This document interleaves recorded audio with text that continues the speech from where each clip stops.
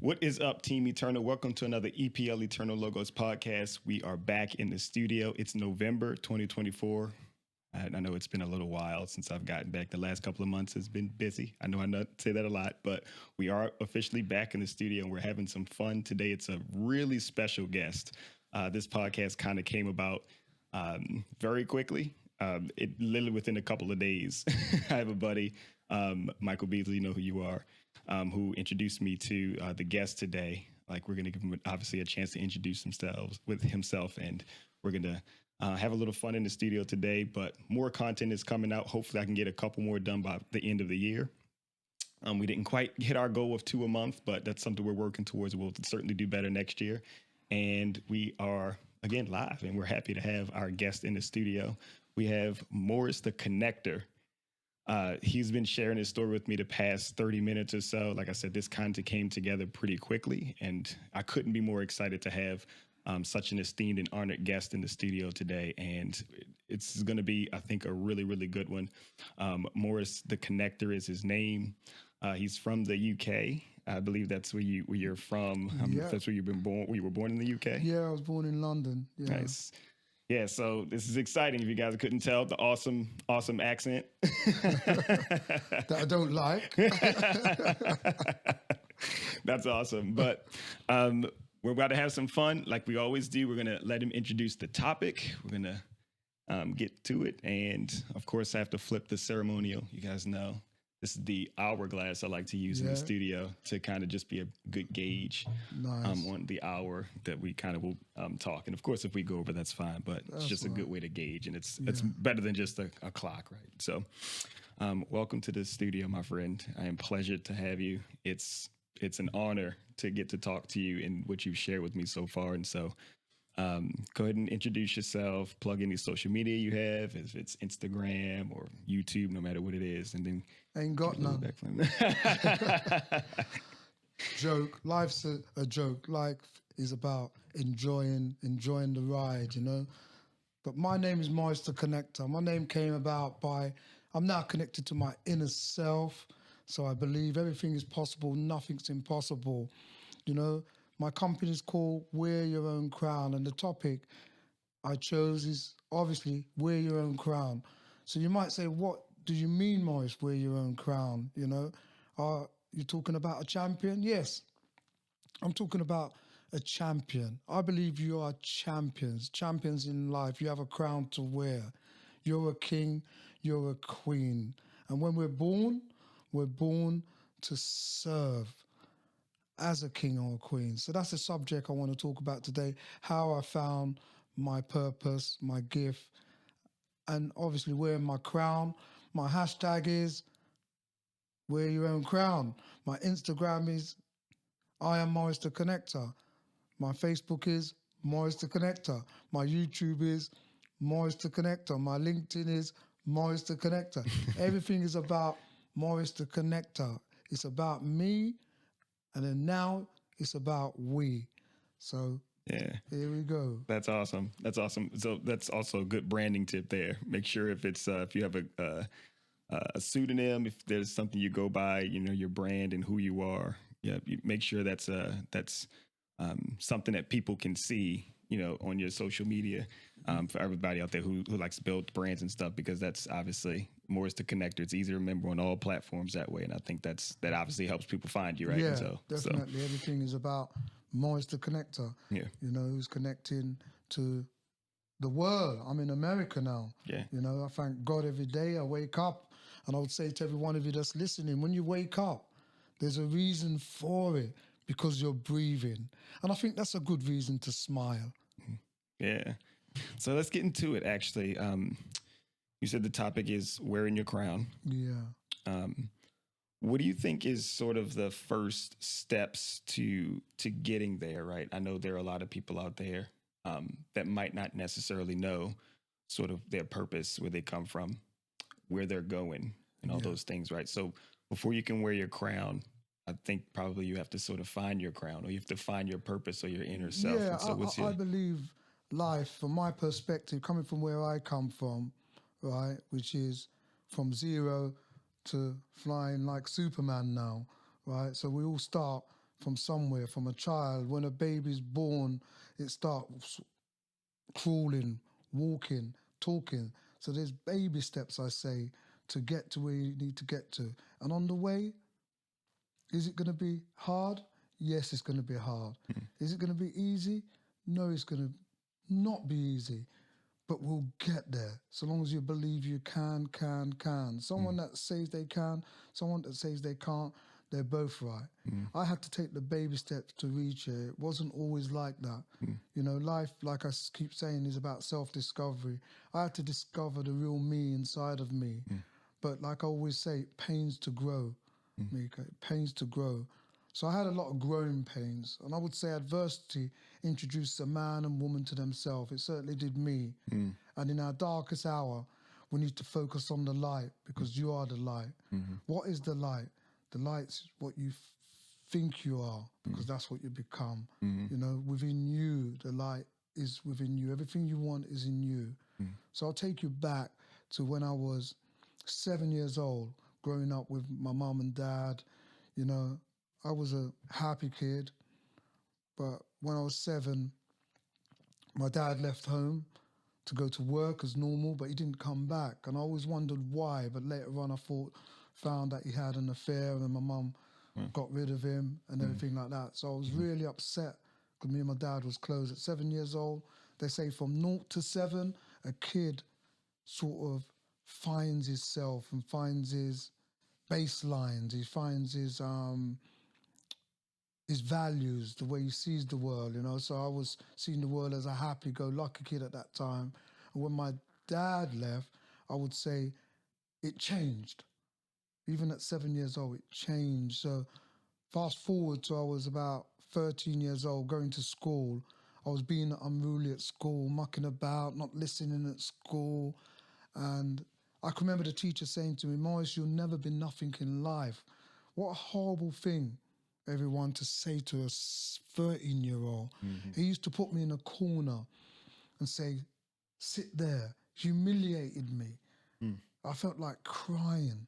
And when I look back now, I think to myself, if that teacher, because I go to schools now, you know, and tell the kids about being a follower or leader. And I think if that teacher had said to me, "Maurice, you can be whatever you want to be. What is your problem? Why aren't you listening to what we're saying in class?" I would have told him I was having trouble at home.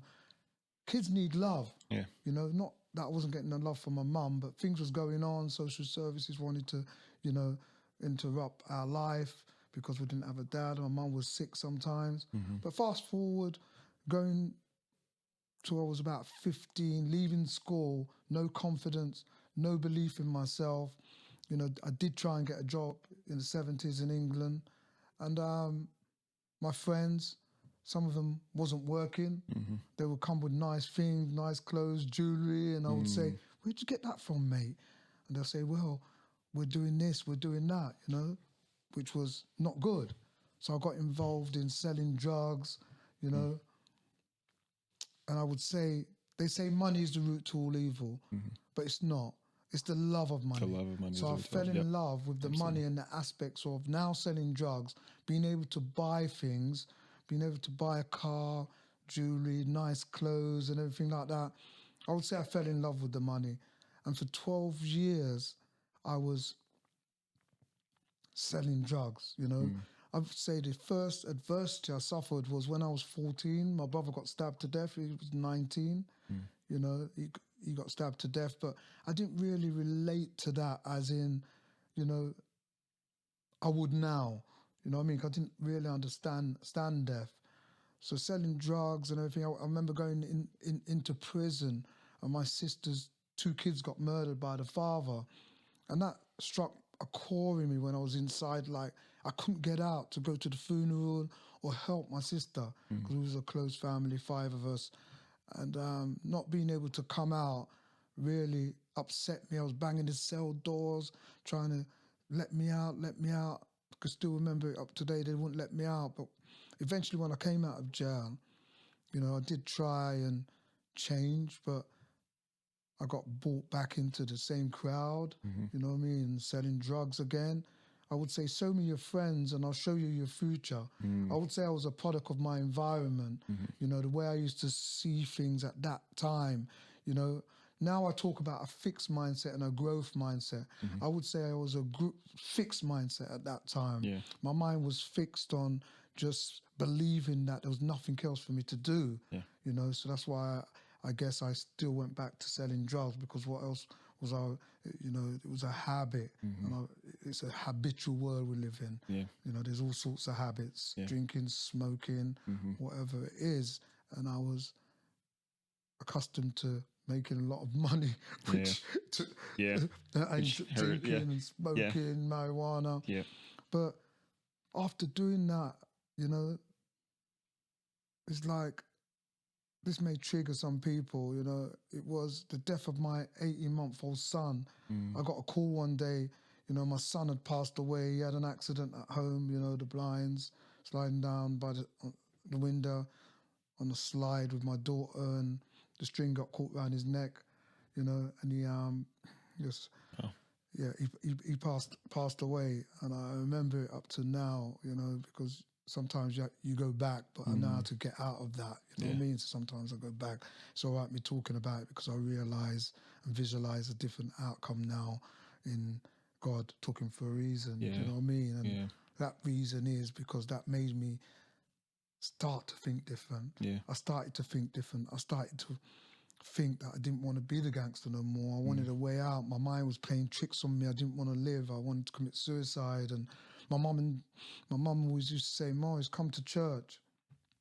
And I would say, "Mum, I ain't got enough time," because I was out there drinking, smoking, and living the life. I had kids. I had 4 kids at that time. You know, I did love them, but the focus wasn't there. You know, it was elsewhere. Do you know what I mean? Out there on the streets and things like that. But when he died, I honestly wanted to die too. So I went to church. I went to church with my mum and started to go to church. And, you know, it started to make me feel so good. You know, being amongst people that were different, dancing, you know, happy. You know, it was singing. And I started to get in tune with it. I started to go to church now, and feeling that vibes made me feel good. And when I look back, it took me from the darkness. It started to shine bright. The light started to shine bright, you know. It's been 32 years, Mika, right?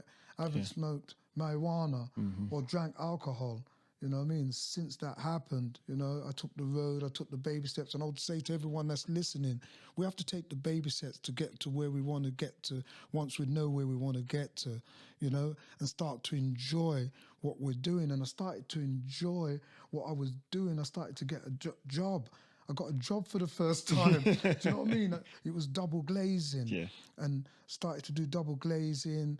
From double glazing, I started to sell this Kirby, it's American Hoover, the Kirby. I started to sell the Kirby. I was enjoying that. I have one, by the way. Shout out to Kirby. I have Honestly, so I started to sell the Kirby. Funny story. And I started to make money. So I started to enjoy, because I started to realise to myself that you can make money elsewhere and be happy.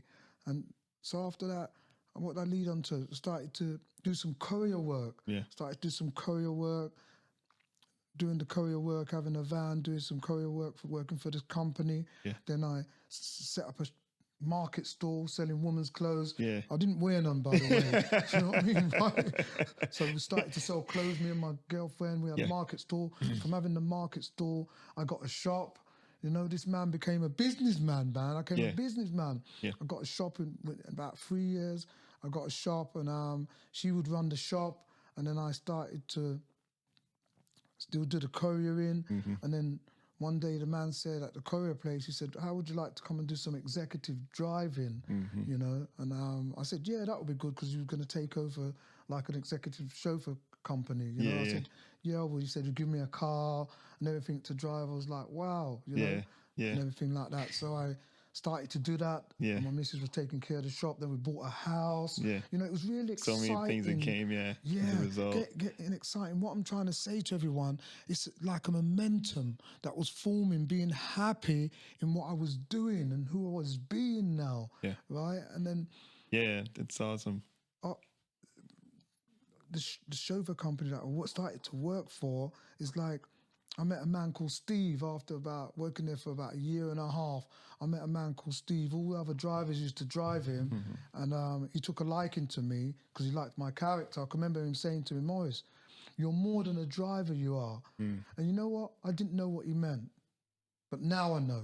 He said, you're more than a driver because he's seen a character because I love talking and everything like that. So the conversation, we used to have good conversations.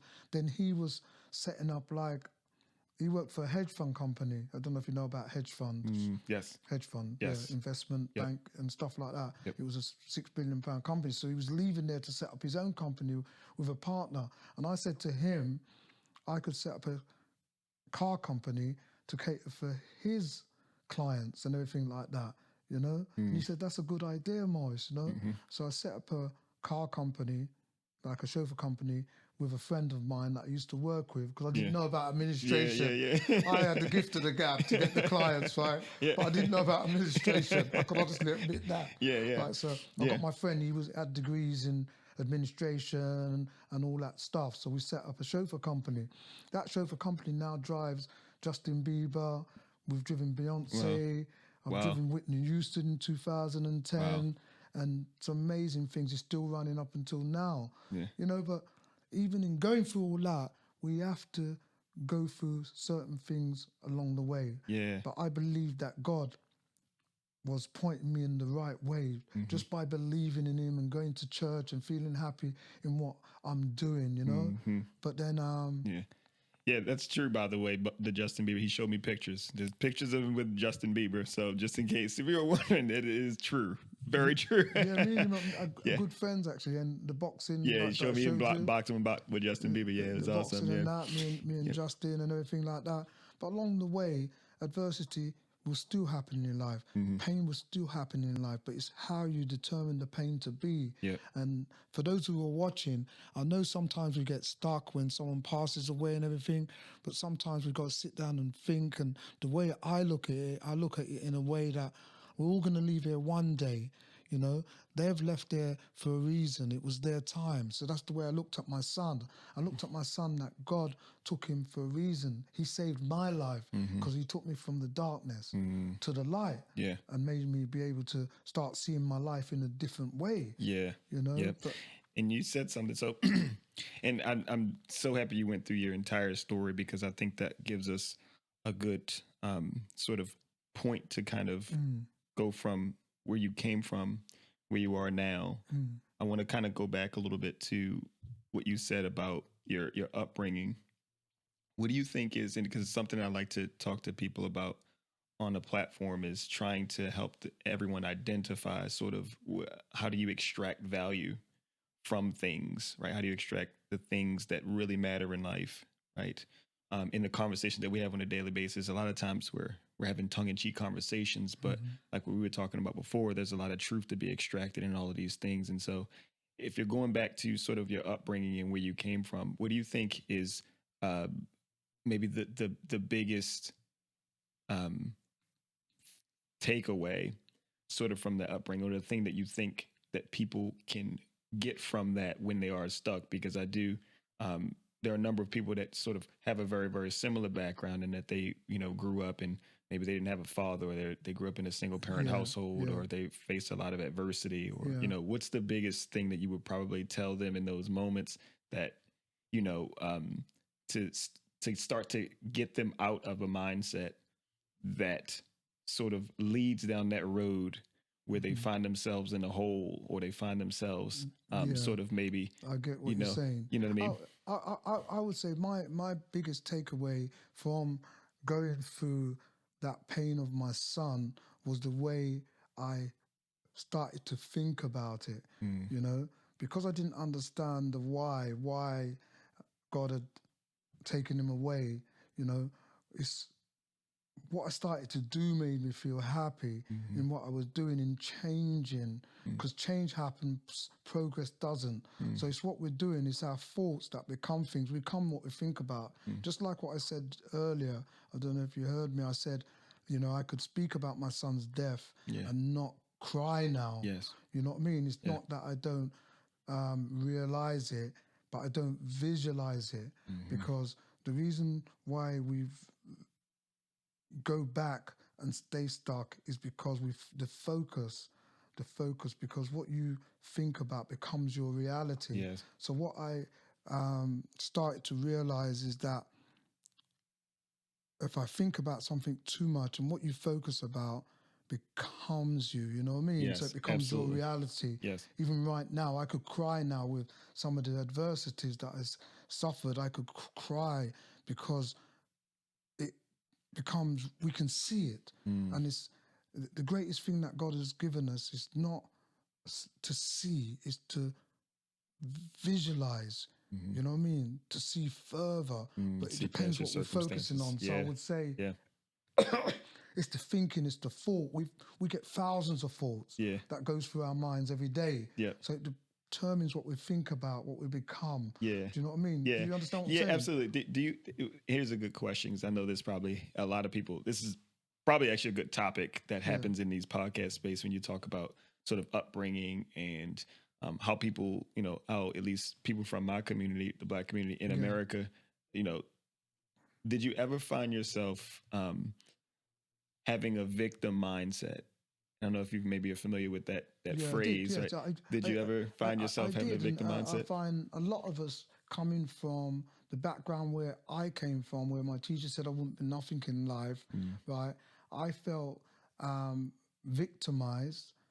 I felt like, and this is the truth, I'm not ashamed to say it because my truth sets me free every day. I felt like I was nobody. Yeah. When and this could bring tears to my eyes, right? Because I actually thought I was nobody from the age of 15, 16, 17, 18, growing up till I found myself later on through my adversity that introduced me the power that I have in me by going to church and seeing myself as someone different, seeing myself like I spoke about the fixed mindset, and to becoming a growth mindset and believing that God had me here for a reason, you know. So in saying that, I put myself as a victim, but like I say, you're the pen and paper of your story. You could play the victim or you could play the hero. Right. I play the hero now. Yeah. I'm no longer the victim because I believe who I am and what I am. Yeah. And that's the power that we have, that God has given us, is believing. Because if you believe, you can see. It's not seeing is believing, it's believing is seeing. And I cut off from there, but what I want to share with you, in 2007, as well as that adversity, in 2007, I lost my sister, my dear sister, you know, and that was painful because I was running my chauffeur company and it just had reached a height where I never thought it would reach. And in London, I was like, say, out in the country, like in a residential area with my company, and I had gone from there to the city of London. I actually had a company in the city of London. I just moved and I lost my sister. You know, she died through complications with health, and I felt that. But God, you know, I realized that, just like you said, in playing the victim, I didn't play the victim. I understood, because my son had gone. I understood that pain that she had to go. And then in 2010, when my mum, that's 3 years later, my mum passed away suddenly.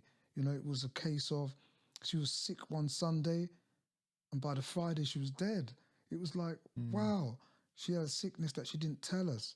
You know, it was like a real blow. I can remember I was driving Whitney Houston at the time. Wow. I was driving her at the time, and my brother said, Maurice, listen, you got to come because she's not going to make it. So I had to leave Whitney Houston. She was going to Harley Street. She had a tour in London in 2010.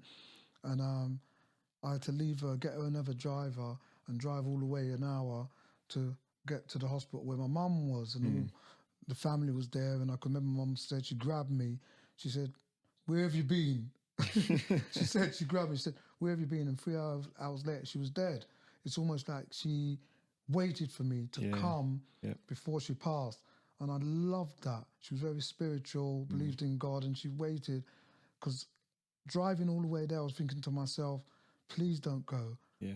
Let me hold your hand before you go. And I got there. And I give the God the glory for that. But then we said, at least we still got our dad. Me and my brothers would say, at least we still got our dad, because what I would say to everyone, you've got to change the focus from what you're going through to find something else for you to feel happy about. So I started to feel more happy that at least I got my dad still. Do you know what I mean? Yes. Right? And then in 2011, I lost my dad. You know, so down again. You know, and then from 2011. My wife committed suicide in 2015. That was a big blow for me because we were together for 35 years, had two kids, a 13-year-old and a 30-year-old, and she had passed away. And tragically, she, done what she done and moved on. And I struggled with that one greatly, where I didn't want to be in this world no more. I wanted to put a gun to my head and not be here, but I changed the focus from that to my son that was 13 years old. You know, the Spirit said to me, what would he do if you done that? Yeah. You know, so I changed the focus. And after coming through that, after 3 months, you know, that's when I would say I found my purpose, because a woman asked me, said, Maurice, do you want to come and talk about your company, how you formed your company, driving all the pop stars and things like that? And I'd never been on stage before, Mika. So I said, yes, I'll do that. So I went into the city and there was 150 people there. I went up on stage and spoke my truth. I came off stage and everybody was saying, that's really inspiring, Maurice, and everything like that. And then the next day, somebody phoned me. It was a teacher. He said, Maurice, I heard your story on Facebook. Would you like to come and tell your story to the kids that are 14 and 15 at school? You know, how much do you want? I said, no, I don't want nothing. I'll come and do it. And when I went there, Mika, it's like, it was amazing. The kids were like, gravitated to me. Like when they heard my story, they was like, they seen a man come from zero to hero. When I showed them the Justin Bieber pictures and the videos of Beyonce in my car and things like that, they was like, wow, you know, because they seen a man come from, you know, down there and doing what I was doing with the pop stars. And then after that, I started to go to schools. And it was after that I found my real purpose, because after going to schools, I was at home one day and the Spirit said to me, this is why God gave you your pain, Maurice, to tell your story. And then I started to tell my story and started to enjoy it. And here I am now. You know? That's such a takeaway, man, because I feel, even in my own life as well, I've seen when people take the thing that some people may see as the justification for victimhood. When you take that and you are able to sort of, like you said, use it sort of as a power source, right? Like for your hero, for your becoming of a hero. That's when you really start to see an impact in changing your life. Exactly. You know what you just said there? And you went like that. That's from pain to power. Like going to the gym, lifting weights, building muscle, everyone. Life's about building muscle. You gain your knowledge and your wisdom from going through the pain, like in the gym, building muscle every day. You know, that's what life is about. Building muscle, knowledge and wisdom. Like Bruce Lee said, knowledge will give you power, right? Character will give you respect by knowing who you are. That's so true, because I now know who I am, you know? And when you know, you grow. And you know, it's so interesting about that too, when you know that no one can take it from you. See, before when you're a victim, right? People now have power over you, right? That but teacher, when you know that teacher, putting me in a corner. He actually was, exactly what you're saying, he was actually taking it away from me, making me want to cry. Taking my energy. But when you know who you are, not something, you know, I'm a big nerd and I love comic books. And I think the stories that usually begin in tragedy are the ones that the characters that people tend to resonate with the most. And so what you're saying about you being a hero completely makes sense to me as somebody who's a big comic book nerd, because when you look at a Superman or a Batman, they come from tragic beginnings, right? and they're able to use that and transform it into something that's powerful in their life. Like you said, you build that muscle, and it's not just, like you said, just physical muscles, also mental muscles, the fortitude and the mindset and all those things, and the wisdom and the understanding. Everything in one. And one of my favorite sayings is when I'm on stages, you know, I have everything now. Yeah. Knowledge, wisdom. I make the right choices. I stay dedicated, disciplined, and determined. I stay persistent, which is another word for faith. Yes. And if I was a cake, Mika, if I was a cake with all the ingredients I have, I would eat myself. I love myself so much. Yeah. You know? That's and awesome. that's one of the things that I say to myself and I say on stage because it's so true. If I was a cake, I feel so good with all the love. Because with love, right, there's no hate, man. We just elevate, to speculate, to relate, to associate. Then look at us, collaborate. Yep. Do you know what I mean? And that's absolutely. love. That's a frequency, a high frequency. Yep. And one of the things, my favorite quote is, Micah, is Muhammad Ali said, the service to others is the rent we pay for being in this world. I just love that quote so much. Yeah. Because when you find your gift that becomes your purpose, you become someone of service. Yeah. It's not about me, like I said earlier. It's about we. Yeah. That's such a pop, man. It's so powerful.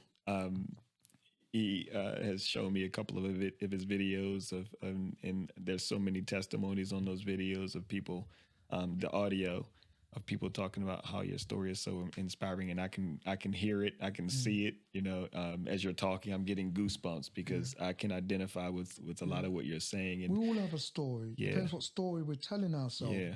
You know what I mean? My story, I realize it's not for me anymore.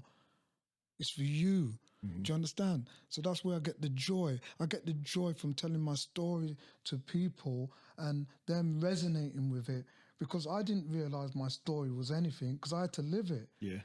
Do you understand? It's people like you that make me realize that I have something that I can give the world. You know? Yeah. What's now that you are where you are, how do you find yourself or figure out how to continue to stay motivated, right? Because when you go through adversity and you get to a place where you've overcome so much and you have a lot to give, like you said, there's always adversity, right? The Bible says, you know, evil's always lurking in the shadows. How do you maintain, you know, your motivation to continue to go? How do you stay inspired, and how do you continue to move forward in such the mindset that you have, you know? Exactly. I know what you're getting at, because after all, I am human. Yeah. Yeah. But I'm in this body, exactly. right? With this body, I have a spirit. So I'm very spiritual. Yeah. So I deal with not being connected no longer to the world, connected to my inner self. They say once a man, twice a child. You know? It's not lack of time, it's lack of direction. And the direction, like you just spoke about, where I'm going, right? I know where I'm going. So when I look back and see how far I have come, right? Yeah. Because what you got to realize, I wouldn't have a testimony here if I didn't have no test. My test became my testimony. Right. My mess became my message. I took my mess and took the message from my mess. And what we don't do, we don't realize what we're going through. Life is happening for us, not to us. So because of that realization, my visualization is powerful. Yes. Because when you visualize and you see, they say, your imagination, I forgot who says that, your imagination is everything. It's your view to your life coming attraction. Do you know what I mean? Yeah. So what I visualize, I become. So what I do, I believe, I'll give you it like this. When my son passed when he was 18 months old, right, I didn't understand then the why. You know what I mean? Yes. But I now know why. I know why it had to be me. Because God was chipping away at me. Life is plastic. You get it, everyone? Life is plastic. We get molded all different ways with all the programs on TV and the things that are going out. But God gave me, speaking from the way I perceive it, he gave me the weapons of mass destruction. The world gives you the weapons of mass distraction. So That's what a I word. believe is he was chipping away at me, he was scolding me, he was molding me. I know it had to be me to find the real me. You see, life is about self-discovery. We have to discover ourselves. Yeah. That's why we're talking about wearing your crown. You have to go through the pain. My pain has pushed me to my power.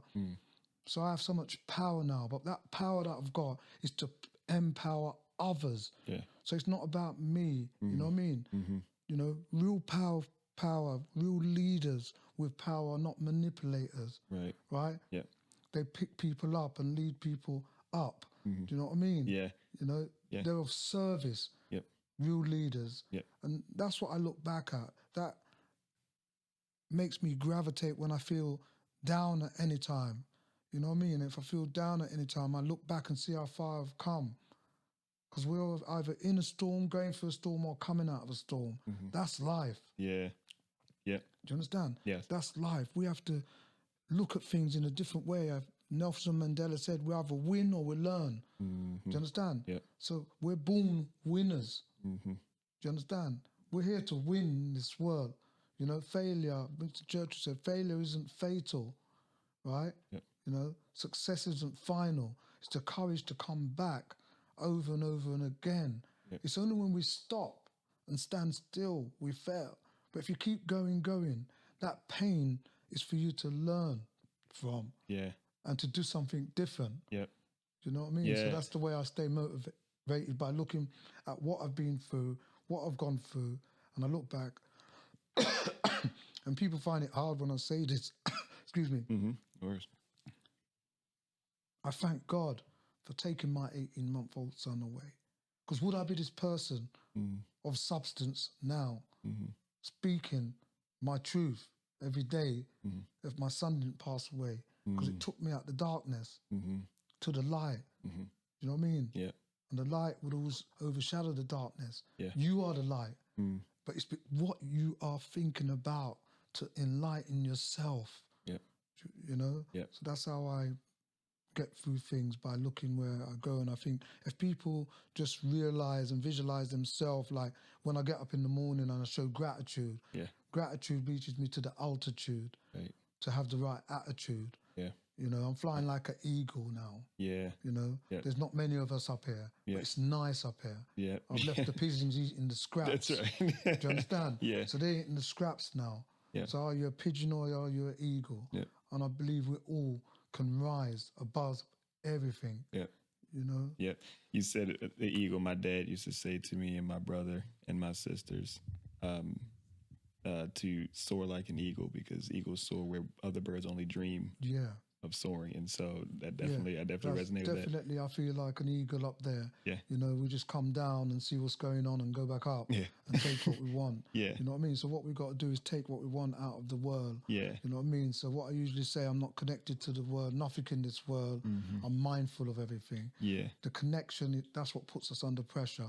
Like I was connected to the drugs, drinking, the jewelry. Do you know what I mean? All those I wanted distractions the big you car. were talking about. I wanted this. That's what puts a lot of people under pressure. Yeah. Because success, what is success? Success to me is finding yourself and finding what you love doing. You know what I mean? That's success. You know, and when I go to the schools, I always talk to the youths and say, listen, just find a progressive idea, something you love, and become it. If you don't love it, you can change it. Change happens, progress doesn't. But if you don't like something, this is what I learned from my journey. Because remember, I told you, I went from, you know, being the drug dealer, going through that adversity, realizing and visualizing that I want to be someone else for my rest of my kids. So I visualized myself doing something. What did I visualize doing? I didn't visualize doing nothing other than, some people like yourself will visualize yourself doing what you're doing now. What did I have to visualize at that time? Nothing, because I didn't know, other than doing something to make me better than I was. So I went and just got any job would do at that time. But what that done for me, that made me realize that working can make you happy. and I started to be happy. If I got a job, I could remember I went and got a job learning to drive them big trucks, right? Because I love driving. Being the young dude I used to drive, so I love driving. And I thought, let me get a truck driver job. And I went there and I paid the guy the money and drove the truck, and he was teaching me, and it was making so much bloody noise. I thought, I can't drive this all day, driving a truck for a living. Yeah. And I changed that. Do you know what I mean? Yes. So I changed that and done something else. Yeah. So what I would say to everyone, if you don't like it, don't do it. I think the greatest tragedy is, it's not death.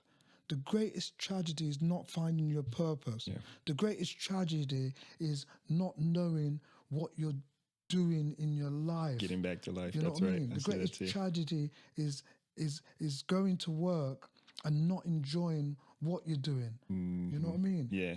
These are things that we can enjoy. Yeah.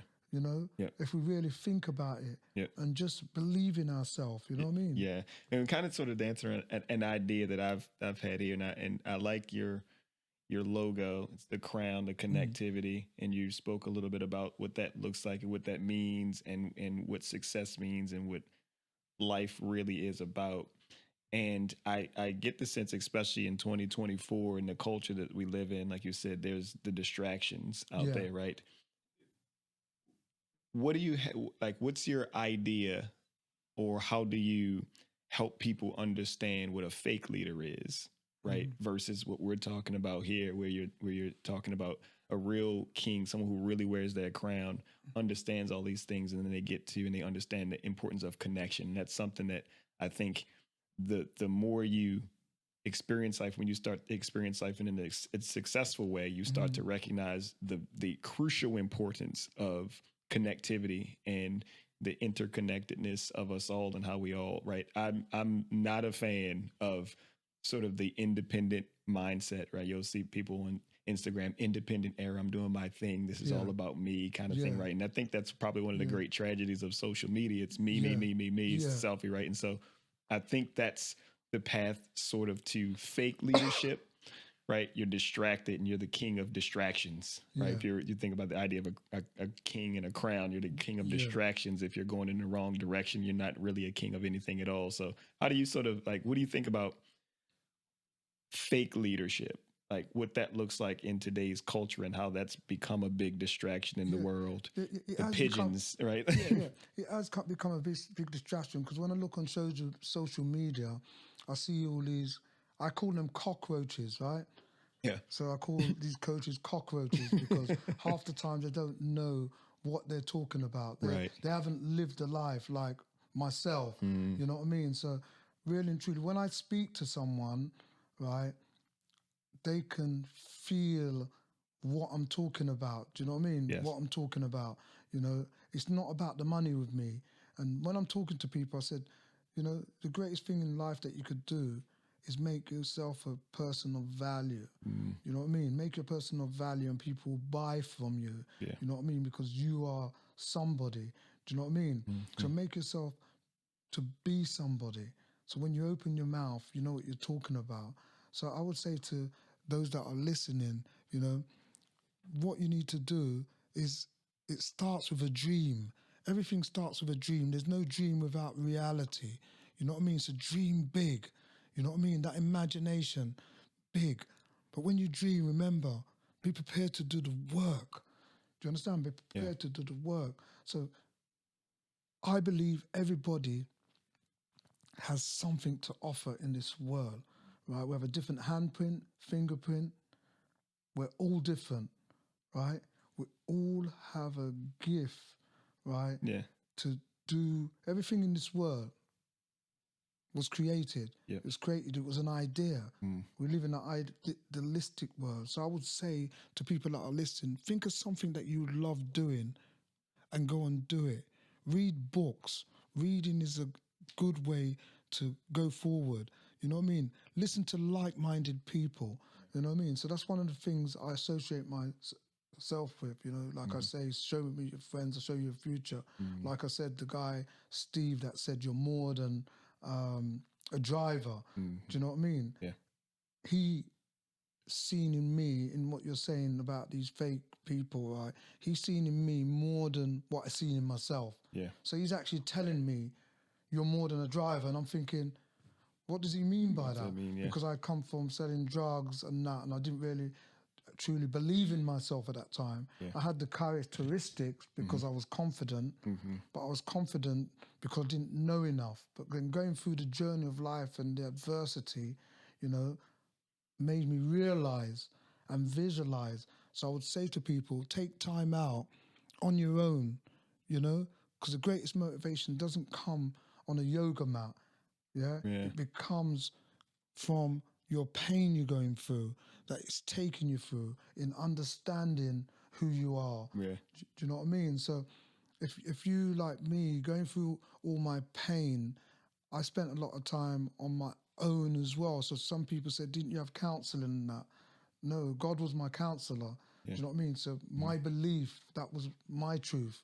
You know, whether it's God or maybe the universe or whichever way you want to look at it, you have to take that time out in your thoughts, in your thinking. We have to go deep in ourselves, because within ourselves, that intuition is your spirit speaking to you. Yeah. The voices that you're hearing, you know, like sometimes, I don't want to go there, but I'm just going to give you examples. Yes, Sometimes please. you hear people say they hear different voices. They are hearing different voices because of the mindset, the mentality, okay? And I speak to some of them sometimes, the ones that are not gone too far. Yeah. I speak to them and start to make them try and visualize a different outcome, you know, because thoughts become things. They say you become what you think about all the time. Yeah. You know, when I was depressed, for instance, right, when my common law wife, we wasn't married, she was my common law wife, we was together for 35 years, so in England we call it common law wife. Yeah. One of the things she used to say to me, she said, Moyes, I can't stop thinking about all these things and I keep going down this dark hole and I can't get out. You understand? So she kept thinking about the same thing all the time. And when she passed away and I kept thinking about her and our life and things like that, I was going down in the hole. Yeah. But what took me out of that hole is my thought of trusting in God and putting it to him and saying, why me? Why me, God? Why me? I could remember saying, why me, God? But now I know it had to be me to find the real me inside of me. You know, so now I say, instead of why me, I say try me, because I believe in me and I know God loves me. Do you know what I mean? Yes. That's why he put me through so much adversity. Yeah. So I can teach thee. You know what I mean? Yep. So that's what we need to do. It's our truth. You know what I mean? So I can I can tell fake people, and I would say to everyone, you got to delve deep into yourself to find out your truth before you listen to anyone else's truth. You know what I mean? Right? You need to take time out to find out in times when you want to do something, think about it deeply. Don't just jump and do it because some people say to do it. Like sometimes you might have a dream that you want to become maybe a footballer or something like that. Like I said, your imagination's everything. It's your view. You can't see what I'm thinking about. Right. God gave me my imagination. Yeah. So my imagination comes from him. Right. So I can remember when I was working at the chauffeur company and I said, yeah, I'm going to leave here and set up my own thing, you know, because I was telling them when I was working with Steve, I'm going to do this. And they said, you sure, Moyes? You sure it's going to work out? These were doubters. Yeah. Do you know what I mean? Yes. And where I am now, they're still there where they are. Do you know what I mean? So you've got to believe in what you want to do and who you want to be. Yeah. You know, that's what I would say. Yeah. Do you get in debates a lot in your life, in your day-to-day when it comes to, because I think you were telling me something about, what you're talking about, you know, you're here and you want to go do something else and you'll have doubters, right? Yeah. And because you enjoy conversations, do you find yourself getting in disagreements with people about certain things or these different ideas or philosophies, or even at the religious level, and how do you kind of navigate that? One of the things I don't do is argue about religion and spiritual. What I say to people, they say, do you believe in God? I said, yes, I'm very spiritual, and they might say, do you go to church? I say, yeah, I go to church sometimes. And they might say they believe in the Jehovah's Witness or whatever they are, or if they're Muslim. And I say, I respect you in what you believe in, but if you're dealing with love, love is the key to life. And if you're dealing with a spirit, because God is a spirit, we are spiritual beings having a earthly experience here, right? And if we connect through love, then I don't need to argue with you. I just could talk from my perspective. And then, so I respect someone when they're talking. So I don't get into debates now. I used to when I didn't know myself. But because I know who I am, I've got nothing to prove to no one else. I have to prove myself right by doing what I need to do. And my gift to God is doing what he's gifted me to do. So I don't argue with people now. I speak my truth.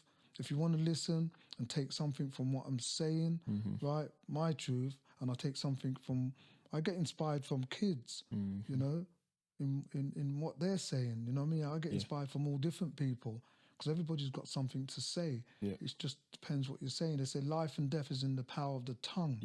We've got to be careful what we say because words that we say sometimes become our reality, That's why it's called spelling, you know what I mean? Because you're spelling your truth, you know what I mean? You're actually telling yourself, oh, I feel bad. Oh, people say I can never find a good man. So when you say I could never find a good man, you've actually said to yourself, I could never find a good man. I don't think I'll ever have a lot of money.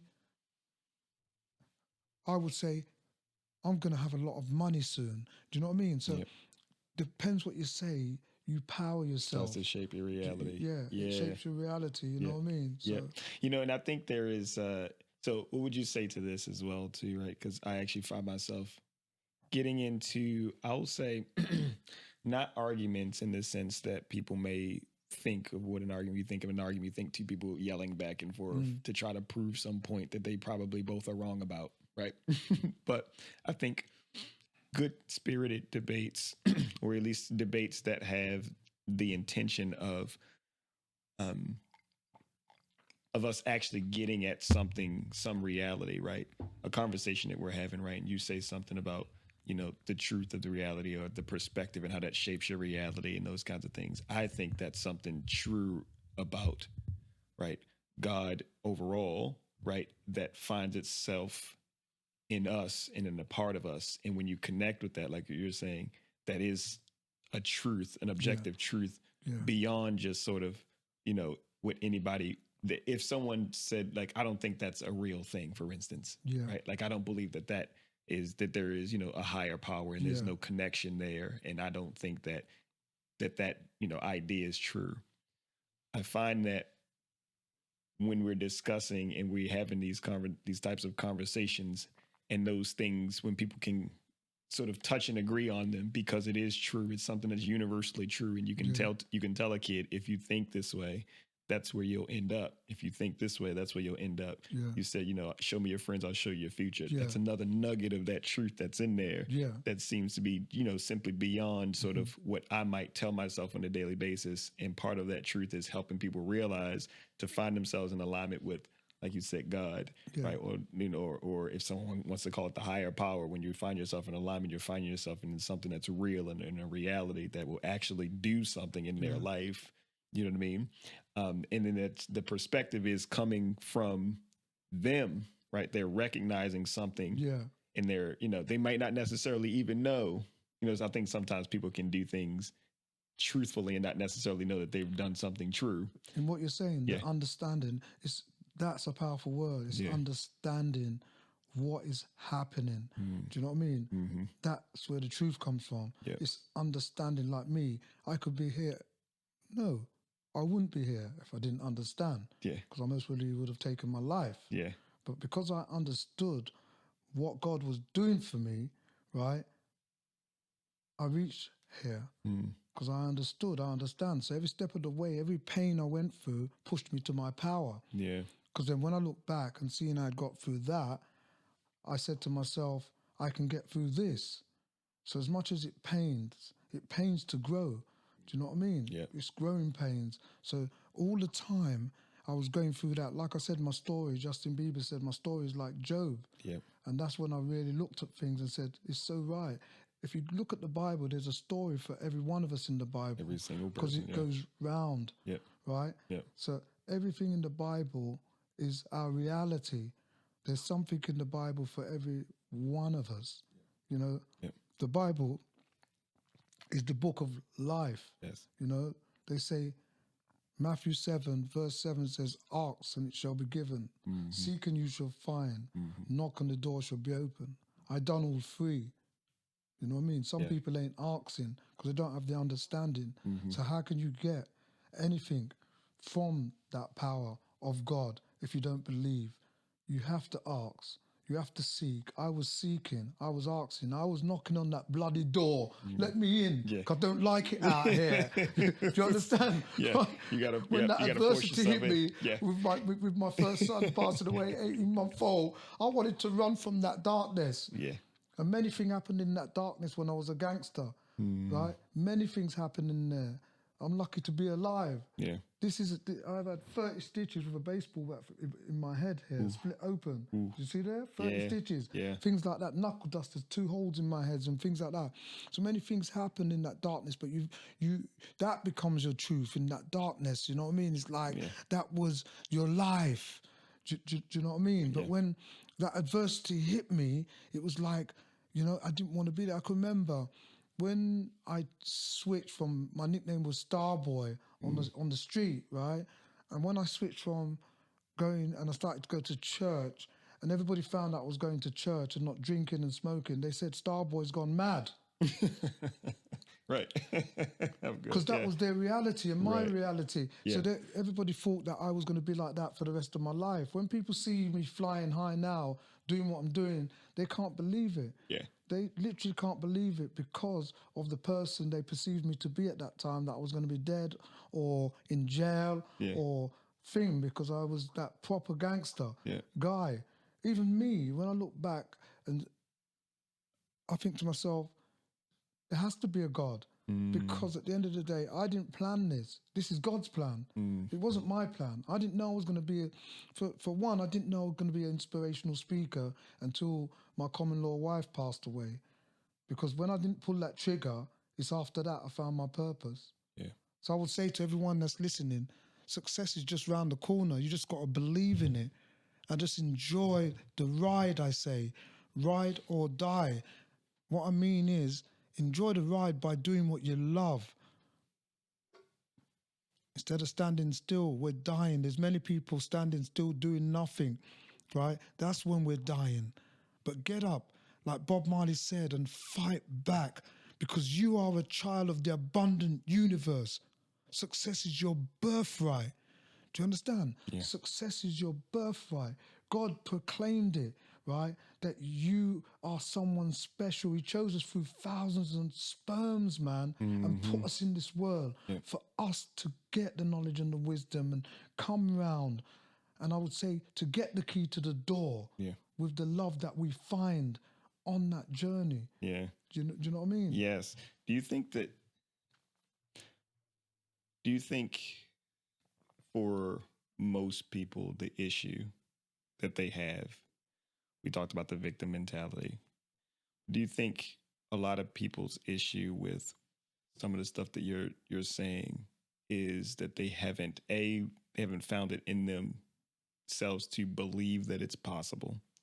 If you, like you said, you can't find that you believe it's possible, you'll never have the understanding. If you don't have the understanding, you'll never be able to get to the place where you can trust, right? Where you can trust God. Yeah. Right. Do you think that's people's issue? Do you find that to be true about the thing that holds them back, right? That they, and I like to tell people as well too, and knowledge is a subset of belief, Yeah. right? Like I think sometimes people think that, you Yeah. know, that knowledge itself is sort of primary, right? It's really belief is primary, right? Like you have to believe something can be done. You have to believe that knowledge or truth are actual, are actual concepts that hold real value in the world in order for you to take them seriously enough to do something with them, right? And so do you think that like a lot of people struggle with that first believing and then understanding and then ultimately getting to the place where they can trust in the thing that they believed in because they've gained that understanding? You know what I mean? You see what I'm giving I it? get what you're getting at, because at the core value, and like I spoke about, when from 0 to 7, they say a child, their baselines are formed. The way they see the world is from 0 to 7. Yeah. Because if you have a tragedy in your life or something in your life, it sort of builds you from 0 to 7. You remember sort of that. Do you know what I mean? Yeah. And great tragedies can affect kids. You get people, when they get older, they sort of, their mindset sort of change because they're thinking of their childhood. Do you know what I mean? Yes. Through that. But you're trying to get at, and I'll answer that in the way it's like, it's people's thoughts. Do you know what I mean? In the way they think, as in, how can I put it? Let me put it from my perspective, because everything's from my perspective and my journey. Yep. Take my journey, for instance, being the gangster, not believing that I could get a job, believing that I was going to be the gangster for the rest of my life. I can remember drinking champagne in the club, and I was 17 years old, and I said I'm never going to work a day in my life. That was so naive.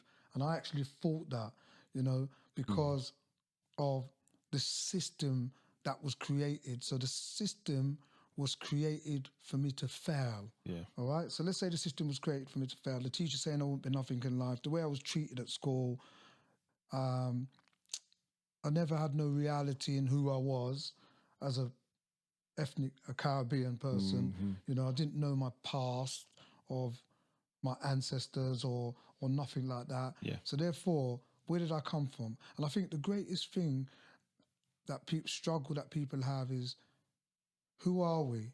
Yeah. Where do we come from? What do we do? Yep. Where do we go? Yep. Right? Yep. Right? And who shall we be? Do you understand? So I struggle with all of those things, not knowing who I was. So people struggle with identity, Yes. who they are, because deep inside themselves, that spirit, like I said, the voices they hear, right, but they don't understand it. So we don't understand who we are, so we can't do nothing about it. What happened to me, I got to understand through the adversity, that pain in realizing and then visualizing, like when my son passed away and I started to go to church, I sort of seen it in a different way by mixing with, different people. You know what I mean? So I sort of started to believe in God, you know what I mean? Yes. So my thoughts became different, so therefore my mindset changed. And that's why I'm in America, the mindset tour, Yeah. right? It was about my mindset. So I reset my mindset and my thoughts and my thinking now. So therefore, that system that was created for me to fail, that program, and me believing in that system, I changed that system and brought on board my own belief system. Yeah. Instead of believing in the system in the world. That was, yeah. Do you understand? Yeah, absolutely. So I believe that many people, when we're growing, right, we talk about habits, right? So we live in a habitual world. So learning is a habit. You know what I mean? Anything you learn is a habit. Drinking and smoking is a habit. But we recognize those things, like drinking is a drug addict, smoking, or an alcoholic is a habit. But what about the habits? Because I have a coaching program, right, which is called Focus and Believe in Mindset Program. And what I do with people, I take them back down and start to make them delve into themselves, into their reality. And when you find you delve into yourself, you find at the core there's habits, right? Like I do like a wheel, the life wheel. and I talk up to people and say, where are you from 1 to 10 in life? Where are you 1 to 10 with your job? Where are you 1 to 10 in family? Where are you 1 to 10 in love? Yeah. Where are you 1 to 10 in you know, friends? Yeah. You know what I mean? And then you find people say, well, my love life is a 4. My working, going to work and what I'm doing is a 2. And then they might say money's a 5 because they might be getting a good wage, and then they might say friends is whatever they say, and then you base it on that life wheel. What I'm trying to say for the core is almost like if everything isn't in line, you know, like to score a goal, right, you got to take the right shot. Yeah. You got to put it together. It ain't going to go in that net. Yeah. Do you know what I mean? So if something's missing, because I play tennis, if I'm going to do a slice shot, if I ain't positioned right, then that shot's going to go off target. You know what I mean? It's not going to fire right. And that's the same thing with life. If something's missing and your life is a 3 there and a 4 there and a 5 there, it's all over the place, it's going to reflect on how you feel. Yes. And that's a lot of the time, like what you was just saying, a lot of the time when we reflect, it's the habits, things that we're used to, change happens, progress doesn't, like I say. But if you change who you are, you change who you want to be. Yeah. Do you know what I mean? Absolutely. So change who you are to who you want to be. Do you know what I mean? By getting rid of the habits will change you. Do you know what I mean? Yes. But you got to recognize it though. Yeah. Because take it like this. When we leave school, we stop learning. You know, we literally stop learning and stop growing. I remember from a young boy, we're learning and we're growing and we're getting programmed in a certain way. Yes, we have to work, we have to get a job, you know, and we have to do that. But when you start thinking outside the box, many of these people that are famous, they thought outside the box and found a different gift that was for them. Do you know what I mean? Yes. We can't all be lawyers and doctors and people like that. We have to change the habit that we were given from young within us, you know. But how are we going to change that when we leave school, we just go to work, we get a job, we buy a house, right? Yeah. And we start to live that life, paying for the house, working at that job that we don't like, Stagnant. and we just moan all the time. We're stressed, we're everything. But if we took time out and found out, like I say to people that I coach, what do you really love? What would you like to be? And they say whatever they want to be. They want to be a musician or whatever. So what's stopping you? Oh, I have to pay this and that. So you're unhappy. So that means you're unhappy doing that. But if you change that to be happy, you'll be successful at that because that will find you. Yeah. Do you understand what I'm saying? Yep. My journey was like that. I didn't know I was going to be this person, but I just wanted to be someone different. Yep. So I left that money, the gangster money, and I became a salesman, whatever. But one thing I did do, I enjoyed it. Yeah. So I changed the habits that changed my mind, that made me think different to become different. Yep. And that's why I'm different now. Yeah. And it's just always up and up because I think different now. Yeah. I know I've got power now. Our minds, they say we only use 5% of our minds, right? We're like juggernauts. Yeah. Right? We're like juggernauts, but we're not using the power that we got. Right. Yeah. I have an interesting question for you. I'm really interested in information, and I think the basis of communication, right? That's key. Right? It comes from how people communicate in words, semiotic in nature, right? The symbols. And what do you think the abstract, the conceptual metaphor for someone wearing their crown, what do you think that represents? Someone wearing their crown. So the metaphor And what I believe wearing your crown is the service you give to others, right? So it's the service that you give to others to wear your crown. So like I always go back to my journey, right? Not knowing, growing, right? Getting the understanding through the pain, right? And stepping up onto the plate, right? And being around like-minded people, listening to people, because one of the greatest things is being a good listener. Oh, big time. Yeah.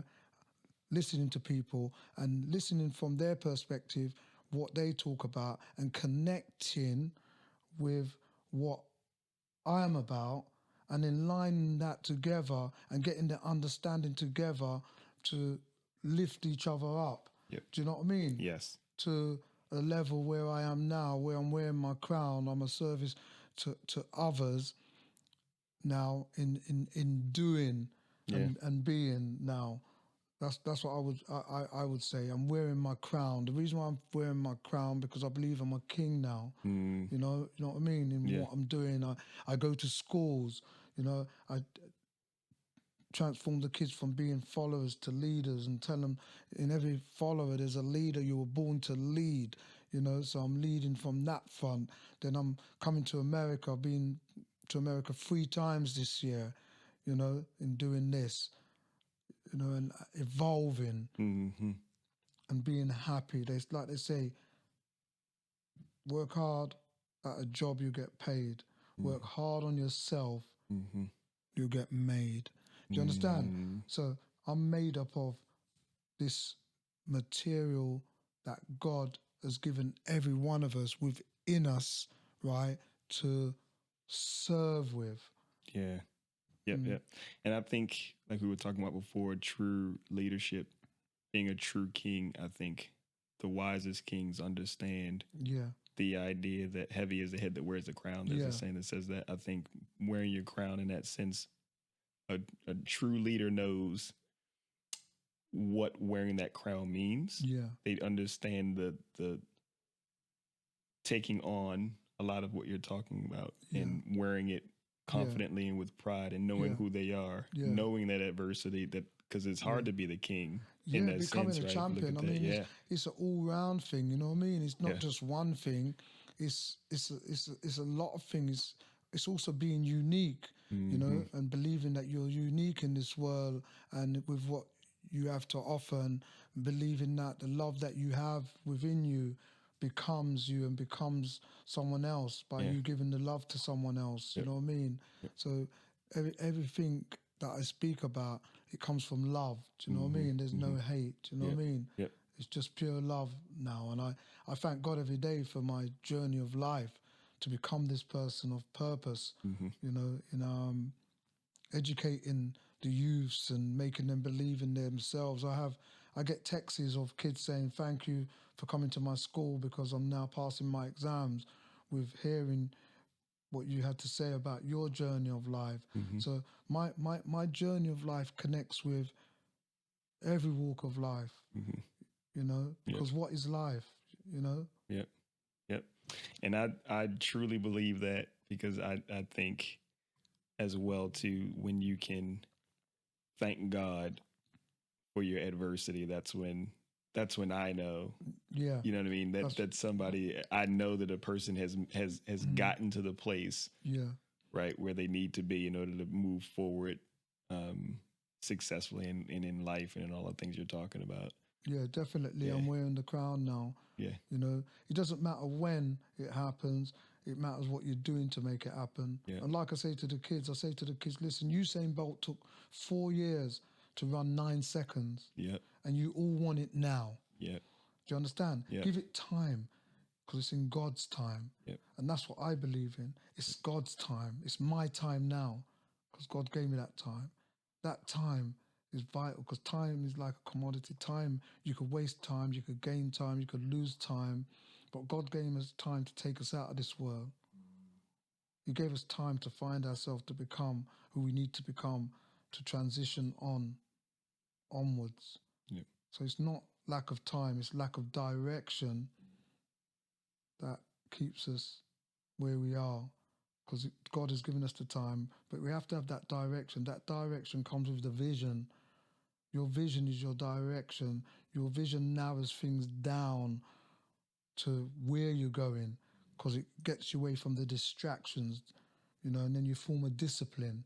That vision is you controlling your ship sailing to get to your destiny. Yep. You know what I mean? Yep, absolutely. Man, I appreciate you so much. This has been an absolutely a blessing too, to my man. life. Yeah. It's been hopefully a blessing to everybody watching. Yeah. I will always love to give you the last word on the topic and anything you want to tell the people. But I appreciate you. Thank you so much. Hopefully we'll be able to do this again. Maybe if you're in the UK, maybe I can get the live stream thing going. We can do it over live stream. Do the live stream. I've got a podcast as well. We could do the live stream thing. Yeah. I want to say to everyone, you know what, right? I love this conversation because I love talking. When I was 7 years old, because I'm always talking about when I'm 7 years old, my mum and dad used to call me a parrot and say, "Shut up, Maurice, you parrot." I used to cry, everyone. My siblings used to make me cry. "Shut up, you parrot." You know what kids are like. But I want to say to every one of you, I found my gift, I found my purpose, and I'm wearing my crown because now I get paid for speaking. This is my gift. Go and find your gift. Take time out to find out. Take that time in thinking. Take that time with your thoughts that become things. Think of something that really would energize you, something that would take you away from your present situation, because it doesn't determine who you are. Your present situation determines where you go from here. Today, after listening to this king and this king, thank you all for listening. I'll be back. Like Arnold Schwarzenegger said, I'll be back. Again, thank you so much. Thank you guys for tuning in as always. Hopefully we'll catch you guys at the next one. Like I said, we'll try to get a couple more out. Hopefully maybe 4 more before the end of the year. And again, let your minds grow. Why do we think what we think? How do we think it? Always keep those things in mind. And remember the end of this episode, but the word is eternal. So thank you guys so much. Thank you guys for listening. Thank you.